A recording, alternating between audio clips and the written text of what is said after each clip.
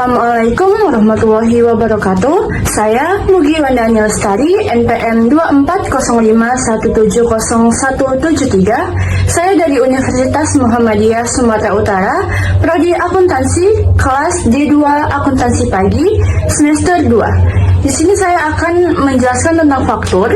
Faktur adalah daftar perincian perhitungan penjualan barang kredit yang dibuat oleh pihak penjual yang disampaikan kepada pembeli. Faktur dibedakan menjadi faktur pembelian dan faktur penjualan. Faktur biasanya dibuat dua rangkap. Faktur asli untuk diberikan kepada pembeli sebagai bukti pembelian barang, sedangkan salinan faktur dipegang oleh penjual sebagai bukti pencatatan penjualan barang.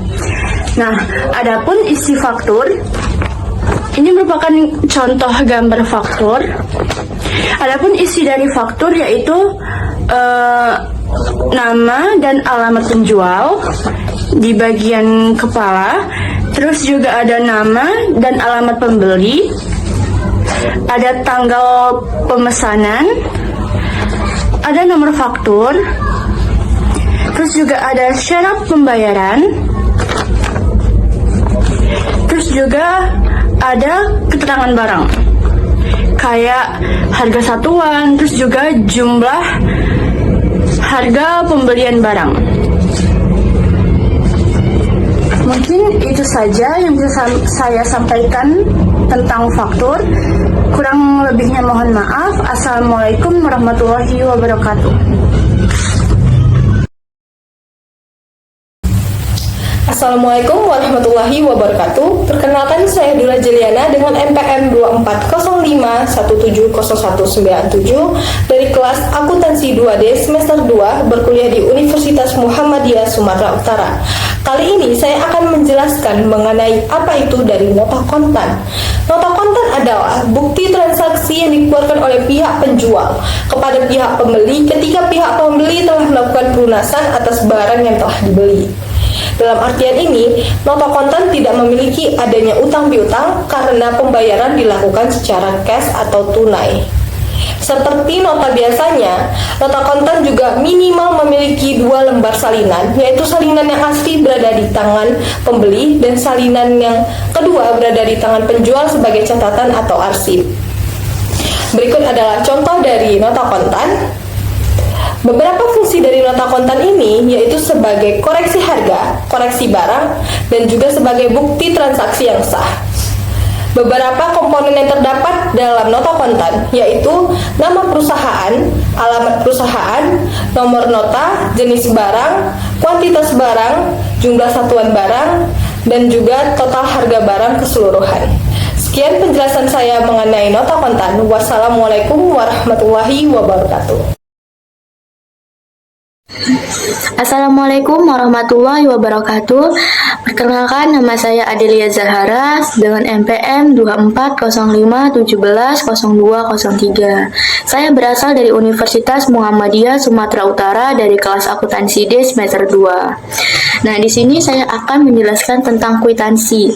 Apa itu kwitansi? Kwitansi adalah tanda bukti bahwa telah terjadi suatu pembayaran yang mana nanti ditandatangani oleh pihak penerima uang. Nah, jadi kwitansi ini merupakan salah satu bukti tanda pembayaran yang akan ditandatangani oleh pihak penerima uang.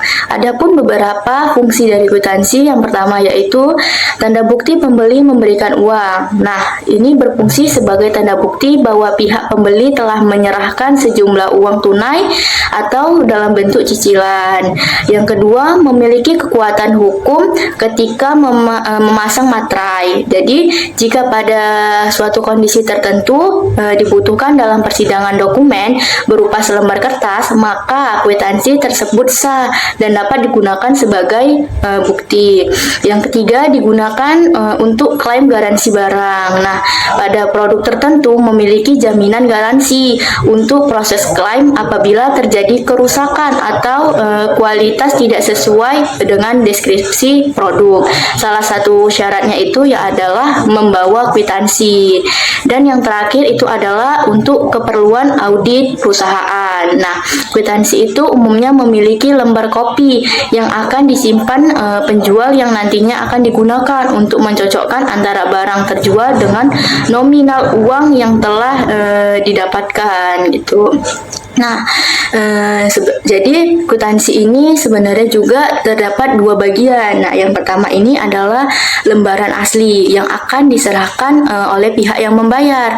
Sedangkan potongan bagian ini akan diserahkan oleh pihak pembeli atau perusahaan. Nah, kwitansi tak hanya ini saja bentuknya, tetapi ada yang namanya bentuk kopian. Nah, biasanya bentuk kopian itu dia berangkap dua.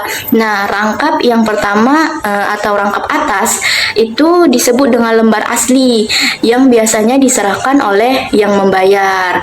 Sedangkan yang bawah atau lembar kopiannya itu akan diserahkan kepada pihak yang menerima uang atau perusahaan. Berikut ini saja yang bisa saya jelaskan tentang kwitansi. Kurang lebihnya saya mohon maaf. Wabillahi taufik walhidayah. Wassalamualaikum warahmatullahi wabarakatuh. Assalamualaikum warahmatullahi wabarakatuh. Perkenalkan, nama saya Siti Naila Kalisah dengan NPM 2405170175. Saya berasal dari Universitas Muhammadiyah Sumatera Utara, kelas 2D Akuntansi dan semester 2. Kali ini saya akan menjelaskan salah satu bukti transaksi, yaitu cek. Cek adalah surat perintah tak bersyarat dari nasabah bank kepada bank agar bank dapat membayarkan sejumlah uang tertentu yang tertera di dalam cek kepada pembawa cek atau nama yang tertera di dalam cek. Adapun fungsi cek yaitu sebagai alat bantu pembayaran atau penarikan dana. Selain itu, cek juga berfungsi untuk mempercepat proses pencairan dana. Cek diterbitkan oleh bank dan dimiliki oleh pemilik rekening atau nasabah bank yang ingin memiliki cek.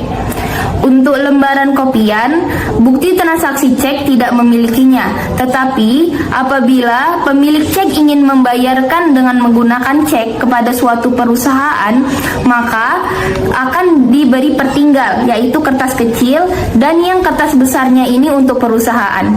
Terima kasih. Wassalamualaikum warahmatullahi wabarakatuh.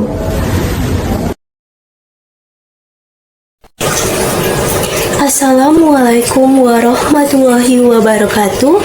Perkenalkan, saya Soraya Ijat Ramadhani, mahasiswa semester 2 jurusan akuntansi di kelas D2 Pagi Akuntansi dengan NPM 2405170166 di Universitas Muhammadiyah Sumatera Utara.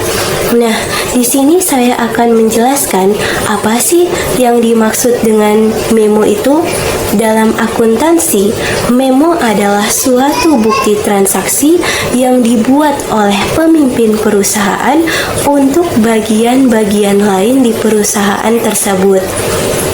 Nah, memo digunakan untuk membuat suatu perintah pencatatan suatu kejadian. Nah, memo dibuat minimal 2 rangkap. Lembar yang pertama itu diberikan kepada pihak yang menerima perintah atau pihak yang menerima memo tersebut. Dan lembar kopian itu dipegang oleh pihak yang mengeluarkan dan memberikan suatu perintah. Nah, di sini terdapat memo.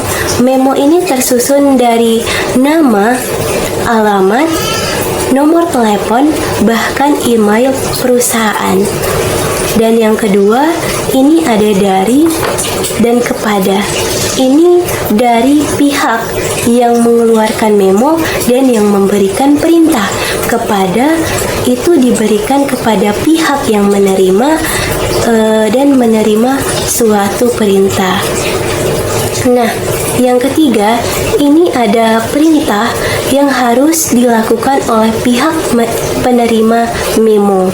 Ini terdapat tanda tangan yang dilakukan oleh pihak yang mengeluarkan memo dan yang memberikan perintah. Sekian itu saja yang bisa saya jelaskan tentang memo. Jika ada kesalahan, mohon dimaafkan. Assalamualaikum warahmatullahi wabarakatuh.